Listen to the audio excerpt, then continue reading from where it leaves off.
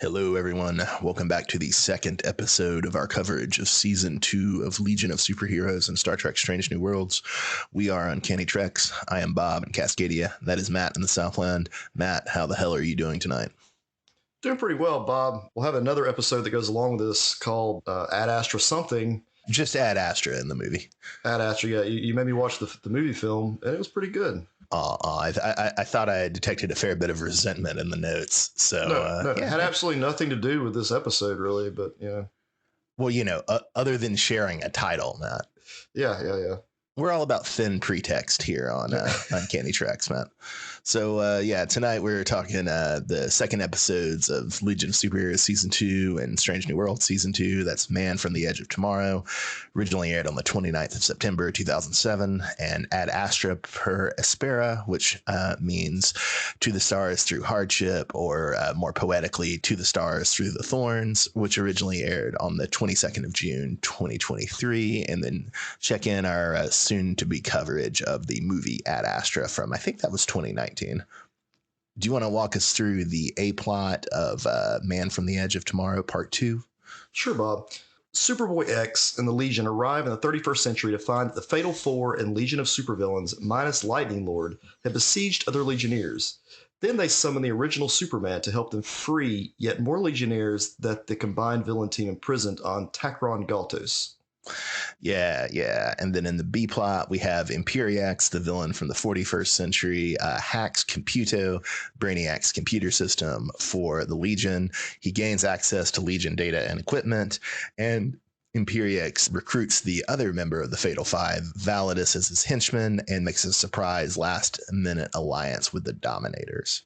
Yeah, I really feel like Imperiax has a legit plan, unlike most of the bad guys we usually see on these shows. Yeah. We are moving to more of like a kind of ongoing story. Like, in my memory, I think the episodes are still kind of episodic. I mean, this is a two-parter, obviously, but I think they're more episodic from here on out. But still, there's this kind of overarching story of the Legion versus Imperiax, right? Yeah, I really felt they needed Imperiax on the light in Young Justice. No, he could get their shit together. No, they don't. The Light's got many plans. They don't need Imperiax. He's like hacking up 41st century, 31st century, probably going to go do the 21st century next. I don't know. Well, so if people want to hear our opinions on the Light, they should subscribe on Patreon and listen to our coverage of X-Men 92 and Young Justice, or they can even watch, I think it's like the first 7 episodes are out for free now, something like that. Yeah. But available on patreon.com. But that being said, Matt, you remember how when we first saw the Light, they were just faces on computer screens? Yes. You remember how narrow those computer screens were? Oh, yeah, very narrow. Do you think Imperiax could have fit in one of those computer screens? No. Well, that's the issue, Bob. You're right. That's the reason we can't have Imperiax as the one of the Light members of the Light. Yeah. Also, he kind of sucks. He's no Clarion the Witch Boy, man. I don't know. He's pretty badass. I have to admit, he's just tearing up things. Yeah.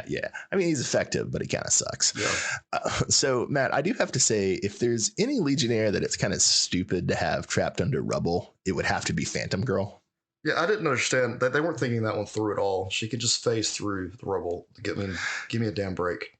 Would you believe me if I told you this was a reoccurring problem from Phantom Girl? If I remember right, in 2012, they killed her off by having a bunch of rubble fall on her. Why? What is that like is it a funny thing now, or is that legit? I think in this cartoon, it's a convenience and they didn't think about it any. If I remember right, she dies at the end of the New 52 Legion comic, which was not good. And it seemed like everybody involved was bored and exhausted. Bitch, all you had to say was New 52. I think if I remember right, she dies in like the last issue of it. And then the Legion goes away for like 5 years. Okay. And then gets brought back in like a rebooted form. So, that particular Legion never addressed again. Gotcha. Okay. So yeah, New 52 is basically the Snyderverse. Gotcha. Yeah. They're actually, the more I think about it, Zack Snyder and the New 52 were a match made in heaven. There was a lot of commonalities there. Yeah. And they both got canceled. So yes, thank God. All right, Matt. So did you remember the Legion of Supervillains, aka the Lightspeed Vanguard from our first season? Sadly, yes, I remembered most of them. They all look like Oh, Ninja Turtle villains. I don't. Did you hate them last season? I didn't think you hated them last season. No, I didn't. I'm just Okay, saying, sadly, I remembered all of them because I'm looking at them like, oh, wow, this is like knowledge in my brain. I know who these people are. Okay. There's Tyr with his gun, damn it. Remember that guy. Yeah. Can't remember my own cousins, but I know Tyr. His bionic gun, Matt, his bionic gun. So just to run it down for the rest of the listeners who love their families and are not cursed with Matt's knowledge, we have Esper, who's the telepath. We have Tyr, who Matt mentioned. We have Hunter. We have Wave, who was originally called Spider Girl. And then we have Ron Carr, who flattens his body. Matt, did you notice somebody was missing? The Lightning Lord guy. Yeah, he's missing, which I say thank God, because I like the other LSVers last season, but I never much cared for Lightning Lord. Well, that really just shows the difference in tone of this season. Because remember, like in the first season, weren't these the guys who were like tearing up the Olympic thing? What you're remembering is Lightning Lord was in the Space Olympics, and then in a later episode, he joins the LSV, and they're pretending to be mercenary heroes under the name Lightspeed Vanguard. That's right. Okay. Yeah, I do remember Lightning Lord participating in the Olympics part. That's what I was getting at. I was like, yeah, that's what you're getting at. Yeah. Yeah. No, like in the first season, Lightning Lad was the most important character of the Legion, probably besides Superman or Superboy. And then, so Lightning Lord was like the most important villain of the season. And now he's just not even there. Yeah. Lightning Lad also is more like a mopey kind of dude this season, like a loner. Yeah, and definitely much, much less important because you have two Superboys and Brainiac 5 are both vastly more important than he is this season. Speaking of people being gone, not to be mean, but I was kind of glad that Cosmic Boy and Colossal Boy are out of action. I've never much cared for either of them, to be honest. Yeah, I guess we can have better adventures without them because this is Cosmic Boy, basically Magneto, isn't that right? Yeah, pretty much. Magneto with the personality of Cyclops. And Colossal Boy is Giant Man. Yes, although he predates Giant Man and Cosmic Boy predates Magneto, to be fair. iPhones came out after the other phones, but they're still way better. So that's why I just call a phone an iPhone. I will give you that Magneto is way better than Cosmic Boy. I will not give you that Giant Man is way better than Colossal Boy. Colossal Boy never beat his wife, Matt. Oh, yeah, you're right. Damn, Bob.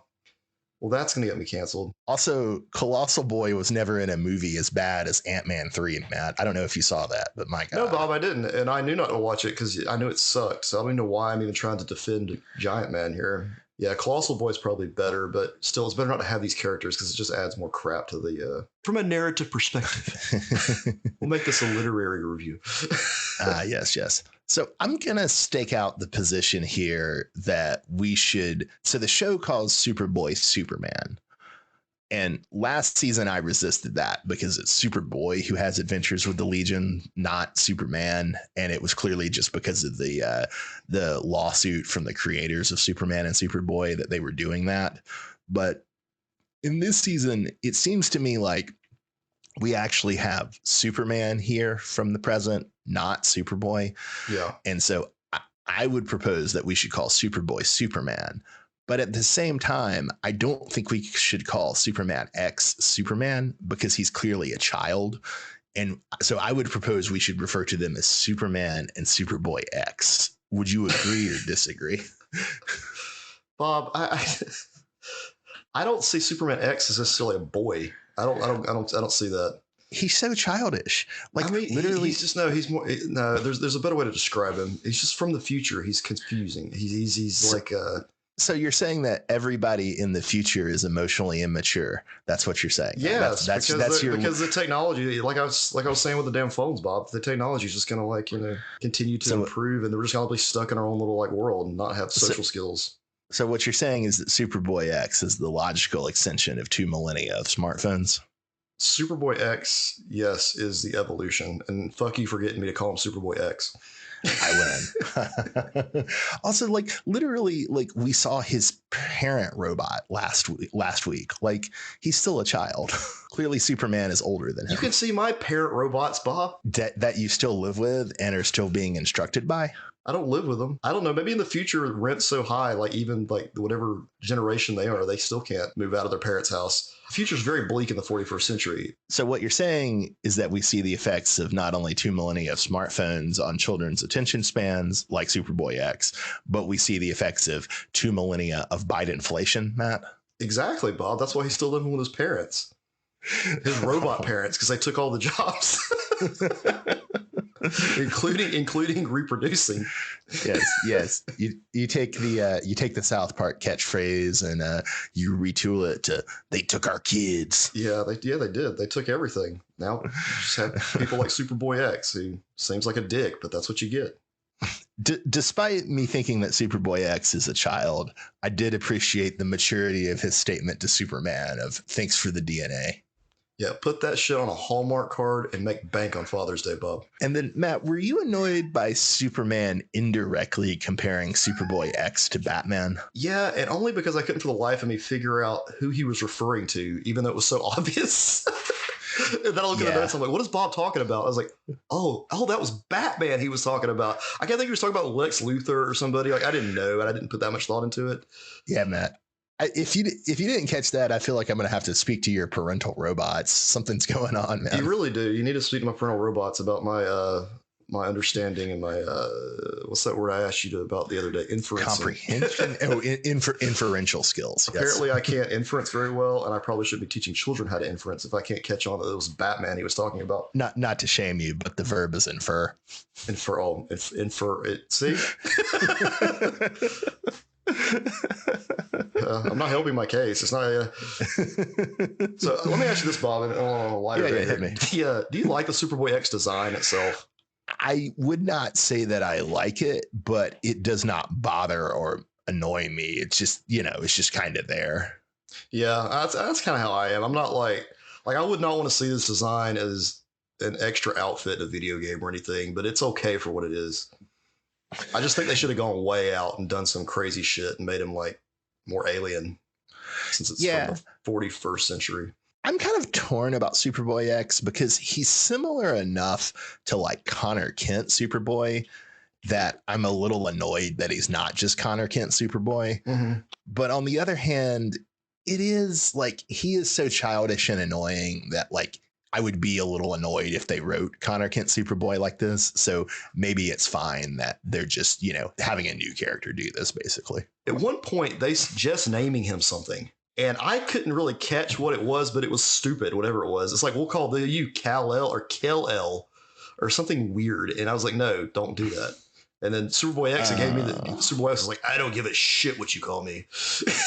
Like, let's just get this over with. Oh yeah, with the double L, which is a little redundant. Yeah, how does that make anything easier? This is Kal-El, this is Superman. Okay, I get it, but it's Kal-El versus Kel-El, so it sounds way similar, but there is something of a difference. Yeah, it's a horrible name convention. Call him something else. Yeah, and then Superboy is Con-El. Yeah. Kon. Yeah. I also like calling him Superboy X because it makes me think of Malcolm X, which I just find funny. Superboy X makes him sound way more badass than he should be. But actually, you adding doesn't make it as badass. Superman X is way cooler sounding. That's one of the reasons I do it is to belittle and shame him. This is Superboy X, not Superman X, Matt. Speaking of other character, Bob, who needs to be shamed. Yeah, Matt. So Chameleon's dad is industrialist Rene Jacques Brand, or RJ Brand, who is a billionaire or trillionaire, whatever in terms of Biden inflation. But the trillionaire who bankrolls the Legion, which to be honest is one of my least favorite aspects of the Legion mythos. So we have a nice little allusion to that. Yeah, and his son is a Nepo baby, so we got that going. Yeah, we can start calling him Nepo Chameleon. I think that rolls off the tongue. Nepo Chameleon. Yeah, he is so useless. Or maybe Chameleon Nepo. Since I don't want to gender him as Chameleon Boy, maybe just Chameleon Nepo. Maybe that's the ticket. Chameleon Nepo. I like that. Yeah, this is how it's different from Star Trek, Bob. We want to tie this into the other show. They still got money and stuff going on. Yeah. I don't really like them. I don't really like there being Elon Musk in the future. I think all of them should have been guillotined by now. Yeah, or take a trip to the Titanic. Yes, yes. In an unregulated submarine. We should really deregulate all safety standards for the rich. That's the answer. Yeah, guys, I hate to say this. Listening to the news of all this going on, I don't understand why anyone would step foot in that submersible. Yeah, no. And it's also just obscene that we have to hear about these morons constantly when like dozens of people drown in the Mediterranean every week trying to get into Europe. Like, but these people were doing something interesting, Bob. yeah. It was good for news. And then I can't remember what game system it is, but the dude is steering you. They had an Xbox controller. What if the Xbox controller just wasn't charged, Bob? Maybe that's why it stopped working. Yeah. Horrible. It's just something that gets me like. Did you see one of the guy's sons went to a Blink-182 concert anyway? Yeah, if his son's not that concerned either, it's probably okay. He would enjoy a concert. That's the part that people don't get in the news either. Like, if he went, he was probably enjoying it. Like, it wasn't like he went and just sat there and moped about his dad. Like, so yeah, he obviously wasn't that concerned. His dad probably did stupid shit all the time. To get back on course, we didn't see Superboy X's kryptonite heat vision last episode, right? No, but it was pretty badass though. That's a nice little evolution. I don't know if I'm as enthusiastic as you, but it's interesting. It's interesting. Yeah, it's kind of cool. All right. Any other observations about the episode before we pick our favorite non-Superboy Legionnaire, Matt? Not really, Bob, but my favorite non-Superboy Legionnaire this time around was Bouncing Boy. We didn't mention him much, but It's just so sweet how supportive he is of Duo Damsel, formerly known as Triplicate Girl, since she lost her third part. Yeah, and we lost the 1/3 of Triplicate Girl that liked Bouncing Boy. So, it's a tricky situation. And that's where the confusion is, Bob, because that one comic made it like that, but then the show doesn't seem to do that. So I'm kind of... I think we'll see if it contradicts it later, but I feel like subtext is not the right word, but on a subtextual level, it's still sort of going with that the dead one is the one that liked him. It's still sort of, I think, implied in this episode. That's what Bouncing Boy asked, like, what happened to your third, whatever he asked specifically. So my favorite non-Superboy Legionnaire is Matter Eater Lad. We get to see him take a bite out of the Emerald Eye of Ekron, was great. And then we get to see him get the Emerald Eyes of Madness as the energy courses through him. I really enjoyed it. Matter Eater Lad looks insane. Probably should not have eaten that. You don't eat magic things. I don't know if the Emerald Eye is magic or not, because I think it's like somewhat related to the Green Lantern core. I don't know. It's not magic, Bob. Sure. Okay, Bob. Green Lantern core. Well, functionally, yes, it's magic. I'm just saying, thank you. Yeah. You're right in that sense, Matt. It's like sci-fi magic. It's like the cool magic, not the not the annoying magic that I don't like most of the time. Obviously, the Green Lantern Corps is the most childish form of future technology in science fiction. It basically is Aladdin's magic lamp, like, granted. On your finger. On your finger. All right. Shall we jump over to Strange New Worlds, Matt? Sure, Bob. So, in the A plot of Ad Astra per Aspera, I think I said that correctly. Yes, more or less. Well, and actually, Matt, it's Latin, so nobody's entirely sure how people said it, so you're fine. So I might not need to roll the R, is what you're saying. No one speaks Latin as a living language. Oh, yeah. No one can really correct your pronunciation on it. I'll have to tell you this. Did I ever tell you the story about the guy who was teaching Latin at a middle school, and the administrator came in to observe him, and he put on the evaluation that none of the students were speaking Latin. They were just sick. That's sick. And then the teacher had to go have a sit down with the administrator. So sick. Be like, listen, man, this is a dead language. They don't speak it. All right.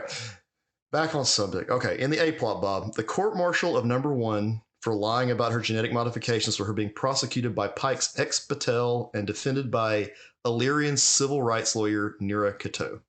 That's it. Yeah. Yeah, you did. You nailed it, Matt. You're just pronouncing like a motherfucker this week. These names are incredible. I'm having to learn how to pronounce things better. Which comes they're to more Noonie and Singh. They're more like Star Wars names than Star Trek names. They are. I think they have a generator or an AI is producing them. Oh man, we're already to the AI written Star Trek. Well, I guess I'm not Prodigy. lying. I think that they Yeah. really are like just like putting like, what should I call this? And they come up with a list of names and that they're generated by AI. And they're like, okay, that one sounds good. All right. So in the B plot, Noonien Singh wonders if she or another crew member was responsible for turning in number one. Which, okay, that B plot, Bob, confused me just a little bit because I could not remember if in season 1 we actually knew who turned who in. We didn't. Yeah, I know it took me a minute, but I was like, I kept thinking back, like I thought I knew who turned her in, but then I'm like, no, I don't. I had forgotten that Noonien Singh learned about it in season 1, and and that's where the confusion was. I knew that part. I knew she knew about it, but I couldn't remember if she had said something. Yeah. So I will say, speaking just since we're on the personal log thing, man, do the personal logs not come across as pretty like dystopian in this, with like Starfleet like maybe monitoring your personal logs? It just feels very creepy. Yeah, nobody keeps up with shit like that anymore. But then I thought about it, and I was like, okay, social media has become our personal logs and our journals or our diaries. It's kind of replaced that whole reflective journaling piece that the logs do in Star Trek for most people today. I agree with you that functionally social media is the same, and it is obviously like in the name it's public. Yeah. But I still think there are a few things that you wouldn't say on social media that you would say in a personal log. I agree, but I'm just saying for most people though, like in general, I don't think people keep journals and diaries private. I think most of the time it's like, I'm eating tacos, here I am, it's just like went with my kid or whatever. You don't see a lot of like just personal reflection necessarily. That's true. Yeah. Another kind of little like minor kind of dystopian point of this episode is that it's interesting that the Federation still has exile as a punishment, and it still has sedition as something on the books. Although, in fairness, I guess sedition might only apply to Starfleet personnel. It might not apply to average Federation citizens. That is true. And I was just amazed that they still had books, Bob. It's an expression. God damn it. No. Not even that. I know, Bob. I took what you did and I ran with it because the lawyer does pull out a giant ass book with the law and make the Vulcan read from it. I'm sure your administrator would have been very proud of her. That was good pedagogy. Yeah. I mean, she shouldn't like hand him an iPad so he could like search for the law. They had to actually look it up in the book.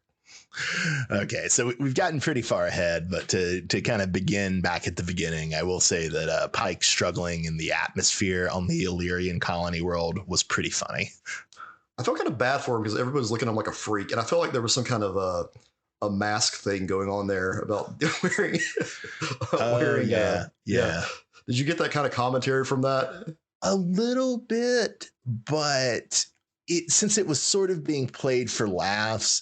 And since there was no reason the Illyrians should have been wearing masks, it didn't feel like as self-righteous as some uses of the like masking in media are, But that's why it was a commentary, Bob. We shouldn't be wearing masks. Oh no, I agree, Matt. I agree. I am anti-mask. Damn, Bob. I remember explaining to one clerk who was commenting that I didn't have a very effective mask, and it was like, yeah, that's why I'm wearing it. If I could wear something less effective, I would wear that. Did it have a hole in it? No, it was just like a kind of cloth mask that doesn't create a very good seal or whatever. You're walking around like Pike, Bob. People looking at you like a freak. Yeah, no, I just explained. It's like, yeah, no, I know it's not effective. I wish I could. Was this in 2020 or like 2023? We're not doing it out here anymore, although a lot of people still are. I don't think anybody can require it as of like May. Yeah. Because the governor changed it. Could have been 2020 or 2021. Time's a flat circle. Time is of the present, Bob. That's all that exists. There is no past. There's no future. There's only now. So I guess I didn't put this in the notes, Matt, but this was something that I saw coming up on the online reaction a little. So I thought I'd pose it to you. Did you get the sense that maybe dating is too strong a term, but did you get the sense that Pike and Battelle are, still occasionally swapping spit in this episode? Oh, yeah. Friends with benefits. Yeah, that's a good way to put it. Does the fact that you got that from the episode, does that bother you? Are you kind of like, what the hell is wrong with Pike? Why is he still seeing this awful woman? I can see where she's coming from with a lot of her stuff. Yeah, she's not great, but at the same time, she's got to do her job. So I kind of understand her point of perspective. Yeah. I mean, maybe you disagree, but I just I get her. I get why she's there. I get her perspective, and I get she wants to try to separate her personal and her professional life. It's not easy to do, especially when you're trying to, be friends with benefits with a starship captain. But then again, she's only around Starfleet people all the time. So yeah. I mean, she doesn't have much of an option. I mean, in a way, this is a bad example for me because I've long thought the Starfleet ban on genetic modification was stupid. It is. It's extremely stupid. I have no argument there, but I get why she's doing her job. Yeah. But it's also just a little weird. And I don't want to rag on this episode because I actually really admired a couple of things this episode did. I thought it was very clever, but it's a little weird because it's like she's a starship captain too, which is not clear this season, but like was clear like in the Strange New World premiere last year. And it's like, why is she the one doing this? Like, especially given her personal relationship to Pike, like, is there no one else? And I missed out on that. I didn't realize she was a captain of a starship. I thought she was like, that was her job. Like, so why is she involved? Well, there's the old Star Trek tradition of like having the captains and the first officers be lawyers, right? Like you think back to like Measure of a Man where like Riker, I think Riker's the prosecution and Picard is the defense. Or you think to that episode on Voyager that's really good where a Q is trying to get, voluntary suicide. And if I remember right, Janeway's the judge for that. Okay. So there's a long tradition of doing that in Star Trek. And I think that's maybe even somewhat based in military practice, but it's still like, I don't know, it's just a little weird. It's like, is there no one without a personal stake in this case? Yeah, that would make more sense. Like, I don't get that. Yeah, I didn't put that down. I just thought that was her like job. She was like the DA. Yeah, she's a part of like Starfleet JAG or whatever. Yeah, and that's a totally reasonable thing to think just based off the last two episodes. You'd have to remember back to season 1 premiere to remember that she's like a starship captain too. Okay. Yeah, all I remember is her being with Pike. Me being like, oh, wow, yeah, Pike's got a girlfriend who's in Starfleet. Yeah, our friend with benefits. Friend with benefits, yeah.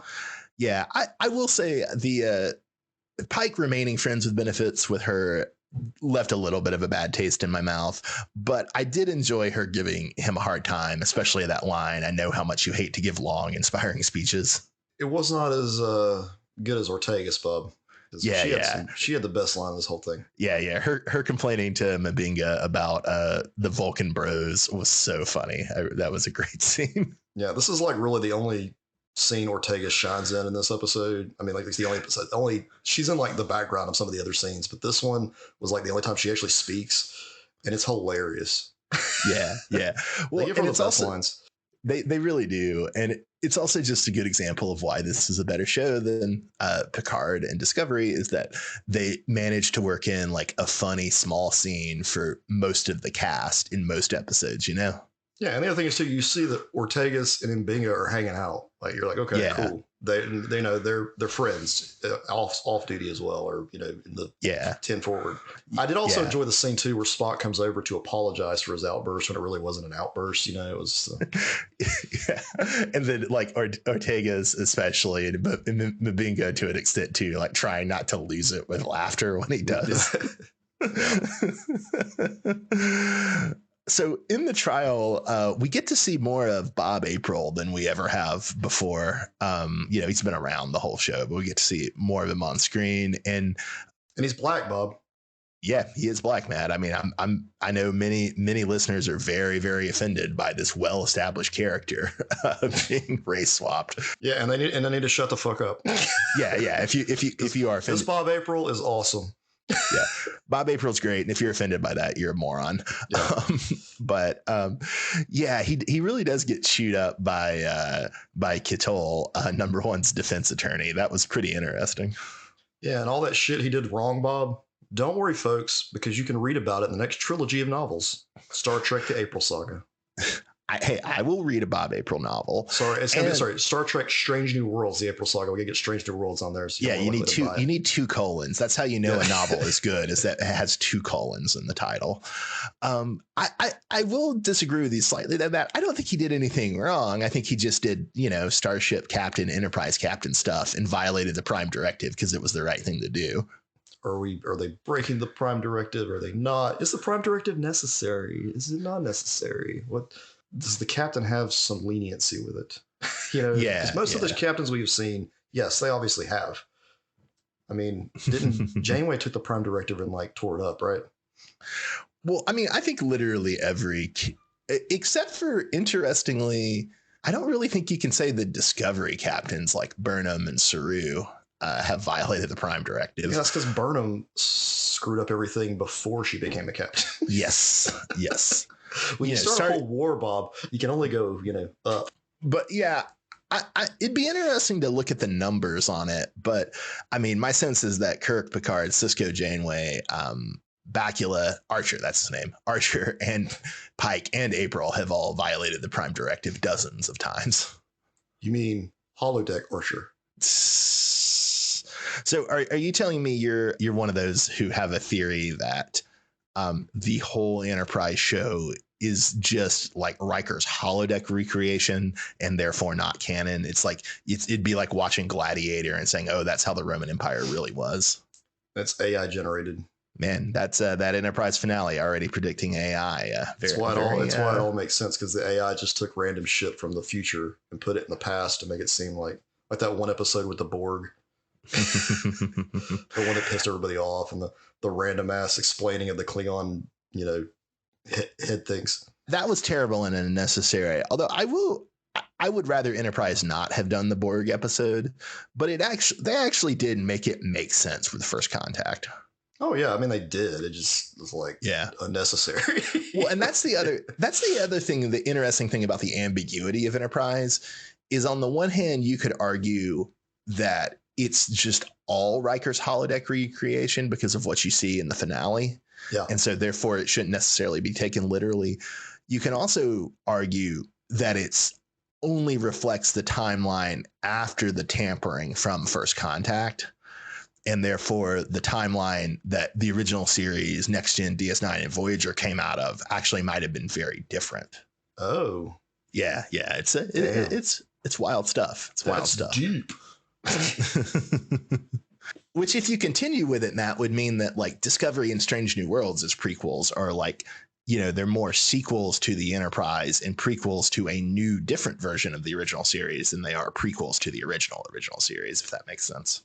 So to get higher ratings for Enterprise, they had to switch over. I don't know what season it was. I'm assuming it was season 3, I think, where they had to make it a little more serialized. Sexy.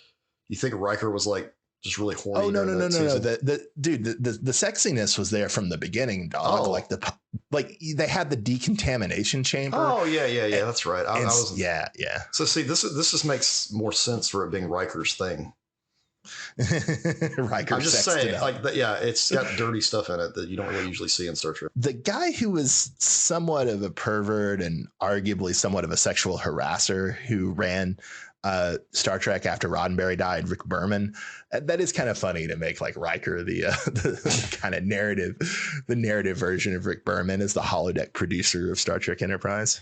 One thing that was kind of interesting. So number one's testimony, right? Right. She talks about there being a schoolyard fight that results in broken limbs. And was I reading this right? Because it kind of made it sound like in the 23rd century, schoolyard kids are always breaking each other's limbs. And just because of the advanced medical technology, it's no big deal. I mean, I can tell you now in the 21st century, yes, kids do break each other's limbs, but it's kind of rare. Yeah. The kid has to know what they're doing. It usually has to be very intentional. I mean, you have to. So I don't know. I don't think that I would think they would be calmer. They wouldn't do shit like that. I just for that. I just like the idea that it's all WWE style moves in schoolyard fights in the 23rd century. They're going for it. Yeah, I mean, we didn't see any of that shit on Enterprise D with all those kids. Well, thankfully, those kids on Enterprise D mostly abided by the principle from Arrested Development of children should be neither seen nor heard. Exactly. No, I'm just kidding. And No, what about the ones on DS9 though? Didn't they got in fights? I think sometimes maybe. I don't remember fights. They got into scraps, I guess, or like escapades, I guess, or however you would say it. Hijinks. Hijinks. That's the better word. Well, and there was that whole series of books about Jake and Nog that were for like kids that I think I only read one of them, so I couldn't really tell you how much fighting was going on. They're all walking around with broken bones. They've been like magic tricordered back to whatever they need to be. Biogeled, whatever shit they use. So one of the things I do have to say about this episode, I was saying I kind of admired the writing. So I was enjoying the episode, although I thought there was a little bit of grandstanding from the Ketol character. But it was interesting you think she's just making kind of like hysterical, emotional, moral points like all over the place. And it just seems like, she's just grasping at whatever she can. But then in this kind of the summation, it like comes back around and you see, no, she had a point. She was seeding this the entire time.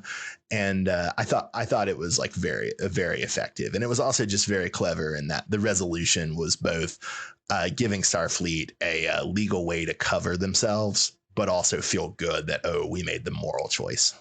Yeah, she tries to make both sides benefit from them deciding to keep, Una in Starfleet. Yeah.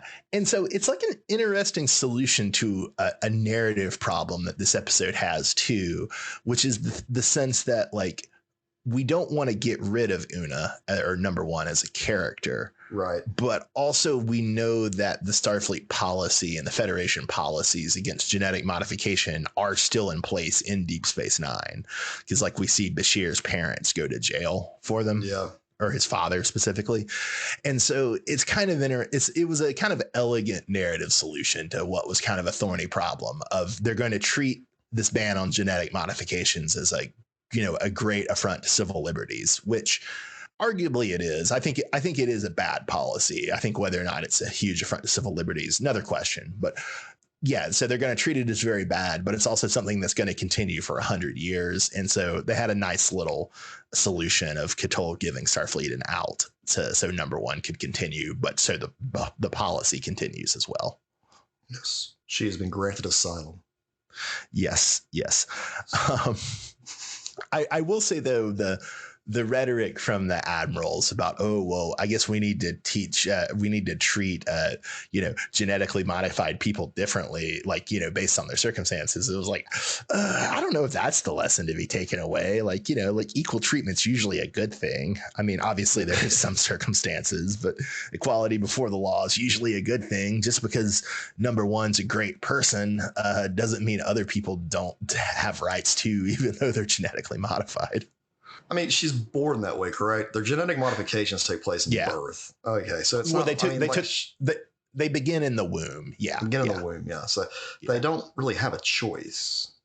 Yeah. They can't join Starfleet because then they're an advantage to those who were not genetically modified. I get that part.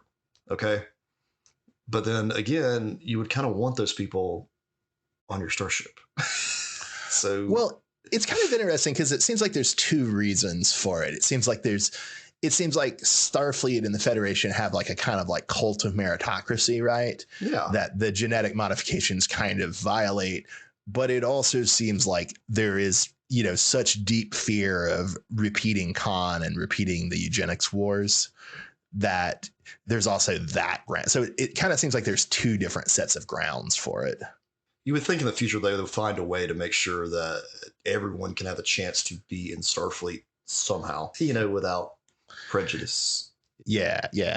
Well, it's also interesting that it's like they choose to kind of present the genetic modification for the Illyrians as like a cultural practice, which is pretty different than how it was presented in DS9, where it's just Bashir's parents want to give him a leg up and, were afraid that he was going to have some developmental disabilities otherwise. Right. So they alter his genetics, and that's why he's like super smart. Which I mean, Yeah. he was like head of his class in Starfleet. Which I guess I mean, but or not, was he head or second? I can't remember. I think He was second actually. because There was an episode, famously, there's some chick who beats him out. So that's also kind of interesting because it shows that like genetic modifications are not like a guaranteed win, you know, unless she was also covertly genetically modified. Canon Bob, she's got to be Una's granddaughter or some shit like that. Somebody write that book. All right, Matt. You can put Una on the cover. See, I just sold it for you. Who was your character was, whatever her name was. Number one? No. The Bashir's rival. Yeah, the valedictorian of Starfleet for whatever year Bashir graduated. I think we see her on screen, but I'm not totally sure if we do. We do. They meet up in the corpse bore. I kind of had the image that it might just eternally be like characters talking about the meeting, and then like we see Bashir like after the meetings. I thought that might be a funny way to do it, but we never actually see the meetings. Now you got me questioning it, Bob. Damn it. I think you're right and I'm wrong, but I want to say I remember seeing her, but there's no telling. Yeah, I think you're right, but it would be funny if it were my way. Yes, Bob, I agree. If you wrote the show in 1993 or whatever, you would have. Yes, Matt.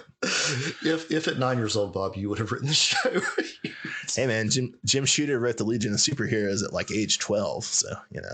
Yeah, Bob, you could write that episode of Star Trek at 9 and be pretty badass. You got it. All right, Matt. So who was your character of the week for both shows this week? Although in practice, it's usually going to be for Strange New Worlds. Character of the week, Bob. I'm giving it to you, Uhura. And it's for her not breaking protocol and properly telling someone, no, I can't do it, which she tells Nudie and Singh, which I thought was a badass on her part.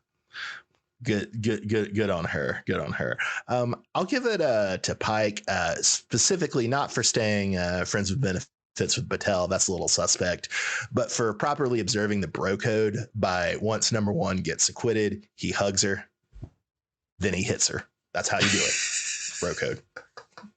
After watching that scene, I'm like, I need to have like a moment like this with like a coworker at some point. Just be like, glad you're here, and then punch him.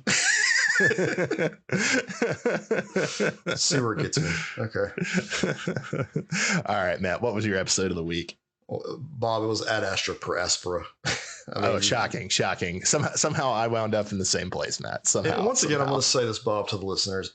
Man from the Edge of Tomorrow Part 2, to me, is light years ahead of a lot of the season 1 episodes. It's just more interesting to me. But I needed all that knowledge of the characters from season 1. Oh, that's an interesting way to put it. Yeah. Yes. I didn't enjoy season 1 as much. I mean, it was fun, but it wasn't like anything I'm like, oh God, I got to watch Legion season 2. But now I'm watching this and I'm like, okay, part 1 and part 2, they really switched up the way they're doing this. And it feels different. Now, you told me this is a two-parter, and you told me that this is getting more episodic. But I'm hoping it can kind of keep leaning in that direction. Yeah, we still have the driving Imperiex plot, though. So, yeah. This is much more structured like Young Justice, in my opinion. Yeah, a little bit.